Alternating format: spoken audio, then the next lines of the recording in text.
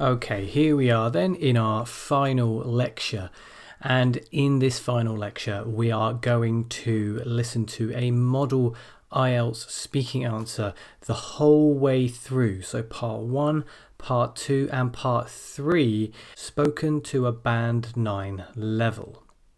This lecture won't really involve any tuition, but if you want to make the most out of it, I would suggest that as you are listening to these answers, I want you to think about which of the skills across all 4 of the band descriptor categories I am using. So which skills am I using when I respond to the questions? Also, I'm going to put up the question before I put up the answer. So if you want to, you can pause after I put up each question and you can try answering it yourself first and then continue with the video and you can listen to my answer. Pay close attention to my pronunciation throughout, and if there is any vocabulary in this lecture that you find tricky or is new or you want more information about, please do get in touch with the question feature that Udemy provides. Okay, are you ready to get started? Then let's go. Okay, part 1, the interview stage. I'd like to begin by talking to you about your school life. Did you go to secondary school near to where you lived? And why or why not? Yes, I did. Well, sort of near. We lived a couple of kilometers from school, so it only took about 20 minutes to get there on foot. A few minutes by car. What did you like about your secondary school? The thing I liked most about my secondary school was probably my friends. To be honest, I think the quality of education was quite poor though, but I enjoy playing football with my mates at lunchtimes and they've stayed my friends for life.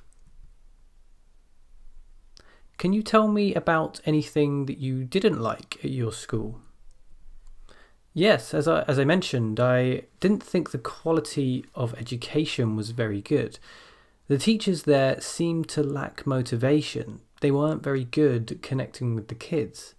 With science in particular, I remember feeling very disinterested in the subject. How do you think your school could be improved?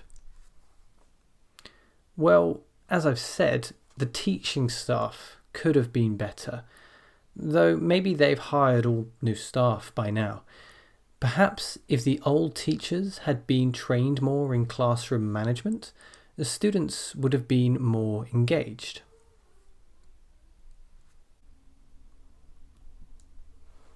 Did you continue studying after you finished school? Yes, I did. I continued my studies at Plymouth University, down in the southwest of England, where I enrolled in a bachelor's degree course in English language. I went there straight after secondary school, and I was there for 3 years. In what ways is higher education different to school? Well, firstly, I found that the experience of independent study was totally different to secondary school. You're given much less guidance, and you have to work out a lot on your own, and that transition can be pretty difficult. Secondly, another big difference is the social side. You're meeting new people all the time, which is another world to that of secondary school where you know all your friends. Moving to part 2, the long turn, here is the topic that we're going to cover. Describe something you don't have now, but would really like to own in the future. You should say what this thing is, how long you have wanted to own it, where you first saw it, and explain why you would like to own it. You'll have to talk about this topic for 1 to 2 minutes. First of all, you have a minute to think about what you're going to say, and you can make some notes to help you if you wish. Your time to plan begins now. Now here, I'm going to show you my plan that I've written. And you may just want to take a moment to think about how you would put this together in a part 2 talk. When you're ready, press play and we'll continue. Okay. I'm going to talk about a bike I'd like to have in the future. This is a touring bike, which means it's made for long trips, and it's called the Surly Disc Trucker. I've wanted to own this bike for a few years now, ever since I first became interested in bike touring back when I was in my 3rd year at university. I remember seeing a particular documentary on bike touring, and although the bike in question wasn't being ridden, I ended up doing a lot of research and quickly came across this special bike. As for where I first saw it, as I just mentioned, I was researching bike touring at the time, checking out a lot of magazines, websites and forums.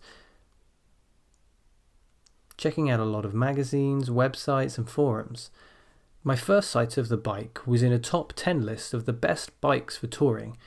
It was love at first sight, though I knew I couldn't afford it. I ended up getting the cheaper version, without disc brakes, second hand off of eBay. My brother and I drove 3 hours to pick it up, and it was too big for me, but I just had to get used to it. I ended up calling it the Horse. Thinking about why I'd like to own it, there is one main reason. As I already have the non-disc brake version, I can already enjoy most of the benefits that the bike offers, but I can't benefit from the superior braking power of this particular bike.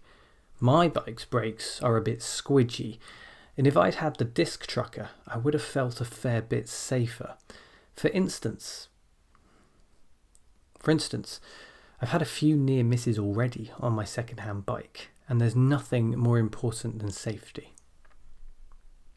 Okay, so we've been speaking a bit about new possessions, and we just have 1 or 2 more general questions related to this topic. Do you think televisions and films can make people want to get new possessions? And why do they have this effect?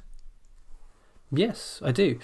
Speaking from experience, there have been a number of times when I've been influenced by television and films in this way, and I'm sure other people are no different. For example, the new bike I was talking about earlier, that all came through the result of watching a TV documentary on bike touring. Although the show wasn't advertising a particular bike, I still became hooked on the idea of going bike touring. And of course, I needed a new bike to do that. I guess TV and films do this by tapping into people's inner desires, but I'm not sure it's always intentional. Celebrities are another important part of it, though I've never really been interested in celebrity lives.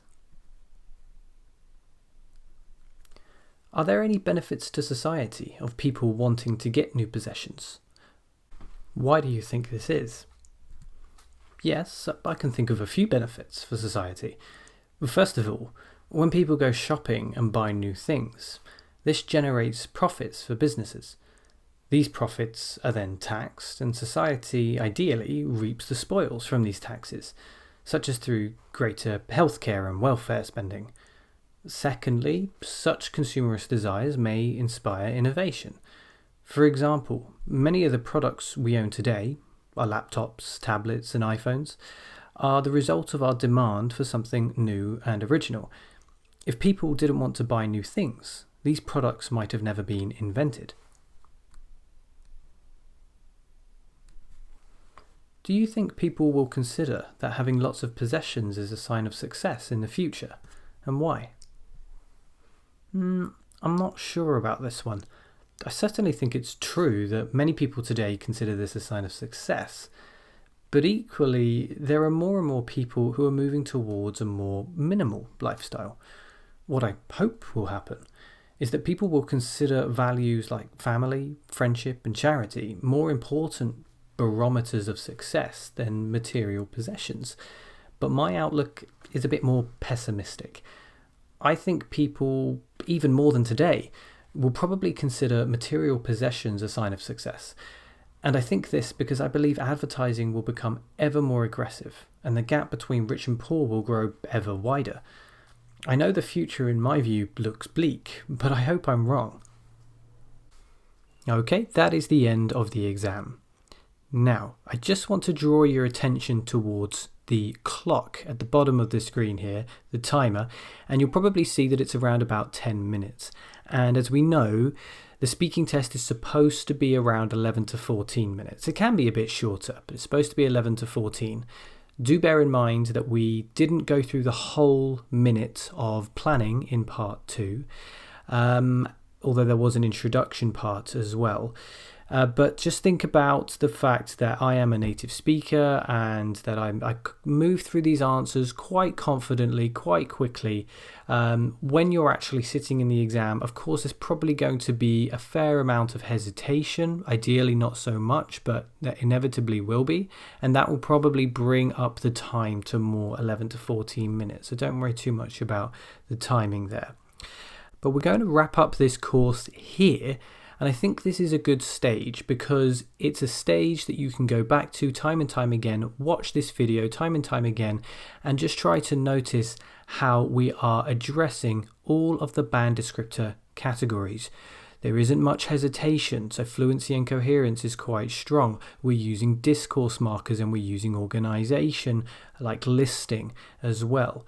We are pronouncing correctly, all the intonation is appropriate. We're stressing words that should be stressed in sentences, and we're stressing syllables that should be stressed within words.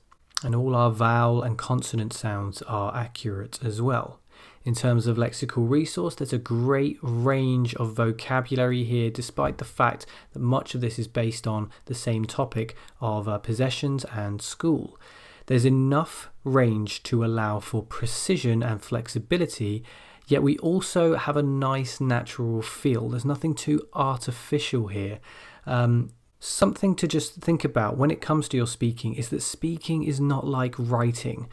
When you're writing, yes, a really wide range of complicated vocabulary can, at times, be quite helpful, but it certainly seems a little bit out of place when it comes to the speaking. Speaking, you're in a better position because you don't need such advanced vocabulary. It just needs to be natural with a decent amount of paraphrasing and collocation. And finally, you can see a number of grammatical structures being used here. We even had a mixed conditional come in here. Maybe you can go back and try and find it. But conditionals came in here, complex sentences, and there's plenty of grammatical accuracy as well. So covering all 4 of the band descriptor categories in a good and confident response. I hope you've enjoyed this course. If you have, please leave a rating. If you haven't, please leave a rating as well. Please let me know what you would have liked to have seen different or what you thought could have been a bit better. As always, best of luck in your exams. If you're taking an exam soon, please let me know. I'd love to hear about your results when they come out. I'm always so thrilled when I hear about students doing well in their exams, which I so genuinely hope is what happens for you. For my part, I can truly say that I've enjoyed creating this course for you. I'm hoping that you've enjoyed the journey as well. And all that's left for me to say is happy studies and thanks for watching.